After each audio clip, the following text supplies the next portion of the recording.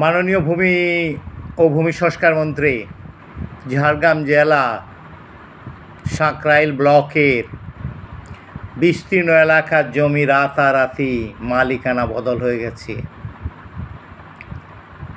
জীবিতকে মৃত দেখিয়ে, ওয়ারিশ নেই, অনেক রকম অজুহাত দেখিয়ে ব্যর্থতা কিন্তু আপনি শিল্প প্রতিষ্ঠা করার জন্য কোনো ভূমি ব্যাংক তৈরি করতে পারেননি। ব্যর্থতা আপনার ভূমি সংস্কার দপ্তরের কোনো ভূমি ব্যাংক তৈরি করতে পারেনি। আরও বড় ব্যর্থতা আপনার সরকারি অফিসগুলোতে স্থায়ী কর্মচারী, উপযুক্ত কর্মচারী নেই। আরও ব্যর্থতা আপনার কলকাতা কেন্দ্রিক দেশি ইংরেজদের দিয়ে গোটা দেশটাকে শোষণ করানোর চেষ্টা।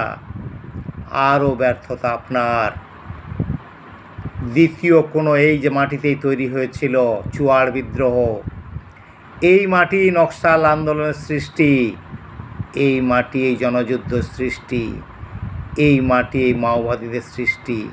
আজ মানুষ শান্তিতে আছে, কিন্তু আপনারা যেভাবে গরিব মানুষের জমিকে হস্তান্তর করে নিলেন, সমস্যার সমাধান করুন।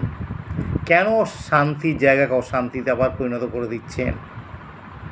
আপনাদের যে আমলারা টাকা খেয়ে অন্যায়টা করেছে তাদেরকে দৃষ্টান্তমূলক শাস্তি দিন, আর গরিব প্রান্তিক চাষিদের জমিটা ফেরত দিন। শুধু ওখানে নয়, এই শোষণটা চলছে কিন্তু জিতুশোল, বাগমুড়ি, গারো গ্রামেও। এখানেও মদত কিন্তু সরকারি মদতে জমি লুট চলছে। মাননীয় মুখ্যমন্ত্রী বাস্তবের মাটিতে পা দিয়ে সমস্যার সমাধান করুন।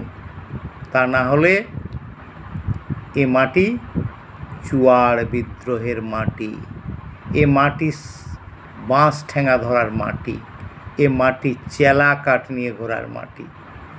এ মাটি বাংলা ভাষা বোঝে না, চেলা কাঠের ভাষা বোঝে। সেদিন কেন আপনি ডেকে আনছেন? সমস্যার সমাধান 2 মিনিটে করে দিন। অন্যায়কে প্রশ্রয় দেবেন না, গরিব মানুষকে অশোষণ করবেন না। অভিশাপ নেমে আসবে, অভিশাপ, অভিশাপ, চোখের জল।